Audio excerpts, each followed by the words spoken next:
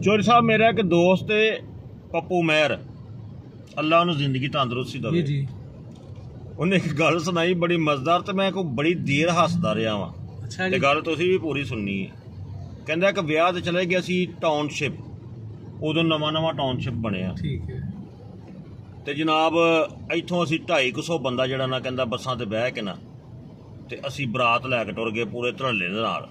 ठीक है। टाउनशिप भी माड़ा इलाका थोड़ी है। हाँ बिल्कुल, बड़ा तगड़ा इलाका है। कहंदा उत्थे असीं बाजे बूजे बजा के जनाब ते कोठी दे बूहे अगे गए हाँ ते अगे ना कोई बत्तियां, ना कोई टेंट, ना कोई कनाता, ना कोई गल, ना कोई बात। अच्छा। ते परेशान हो गए कि यार गलत घर तो नहीं आ गए। ठीक। जी 5 मिनट लंघे ते कुड़ी दा प्यो परली साइड तो लाचा बन्निया ते बलैन पाई ते कलख लुआ के पिया वे। असीं वेख के हैरान हो गए कि भाई किधरों टुरिया आउण डिया। ठीक हो गया। आके कहंदा आ गए हो? उन्हें कहा हाँ जी। आ खोल गेट कोठी दा।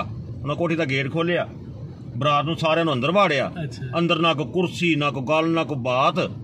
3 कुर्सियां मंगवाइयां। सही। एक ते आप बह गया, एक ते लाड़े नूं बिठाया। हाँ जी जट साहब जी जी। एक ते लाड़े नूं बिठाया ते एक ते अंदरों वोटी बुलाई ओनू बिठाया। अच्छा जी। एक नाल कुर्सी होर मंगवा ली, उत्थे मौलवी साहब नूं बिठा के जनाब निकाह भराया। कहंदा सानू तो बड़ा गुस्सा चढ़े कि यार इन्हें कीता की सानू सारिआं नूं खिलार छड़िया सू। ते एह बंदा है की उन्हें जनाब उन्हां वक्तां दे विच ना अंदरों एक बैग मंगवाया। अच्छा। ब्रीकेस सामने रखिया। उन्हें कहा जी किन्ने बंदे ने तुहाडे नाल? सारे बंदे कल्ले कल्ले आई जो मेरे कोल। अच्छा। वड्डे भी ते छोटे भी। वो हर बंदा जनाब लैन बना के खलो गया। कहंदे असीं कड्डिए गालां कि करन की डिया साडे नाल। लैन भी बनाती इन्हें ते रोटी भी नहीं खुवाई, बिठाया भी नहीं। ये चंगा बंदा है। ठीक है। गुस्सा तो जाहिर चढ़दा है, चढ़दा जी चढ़दा। कुड़ी वाले दे घर जाइए गुस्सा तो चढ़दा, इज्जत ना करन ते एक इज्जत ही तो बंदे कोल हुंदी है। हां बिल्कुल। ओ जनाबे वाली उन्हें कीता की उन्हें लैन बना के ना ते उन्हें जनाब अल्लाह तुहाडा भला करे ते हर बंदे नूं बच्चे नूं जनानी नूं 500 रुपया दिता है। अच्छा। कि ए लो फड़ो ए तुसीं रोटी खानी है। ठीक। अच्छा जी। वो बड़े खुश होए।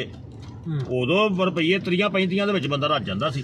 ठीक हो। वो 500 रुपया लैके कहंदे असीं जिहड़े पहलों थक्के सा ना ते अक्के सा असीं बाद च बड़े राजी होए। अच्छा जी। उन्हें जनाब की कीता 500 रुपया सारे दिता, तुसीं रोटी खा लेना। बल्ले बल्ले। उन्हें कुड़ी ते मुंडे नूं चैक दिता कि लै ए पुत्तर अपना समान बना लेना जेहड़ा बनाना जे घर दा। बड़ी गल ए चैक के मुंडिया तेरा जी अपनी गड्डी ले लई। ठीक है। कार ते ए तुहाडा जनाब होटल दीयां टिकटां ने, इत्थे तुहाडी बुकिंग होई है ते जाके तुसीं जेहड़ा ना मौजा करो। क्या बात। आ शादी हुई सा जी, सच्चा वाकया मैं तुहानूं सुनाण दिया। हाँ जी सच्चा वाकया होया ये ते इस तरह होना चाहिए है। वैसे टिशू नहीं यार, टिशू और 250 बंदे तो बहुत पे तेन टिशू दी मामा पई है। तू केड़ी रोटी खाधी? तू भी उस बरात दे सज ने 500 लिया सी। तां ते टिशू मंगण दे।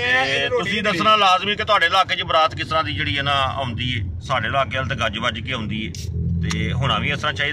ये जिंदगी च एक बार शादी होनी हुंदी है तो बल्ले बल्ले तो होनी चाहिए है ना। बिल्कुल।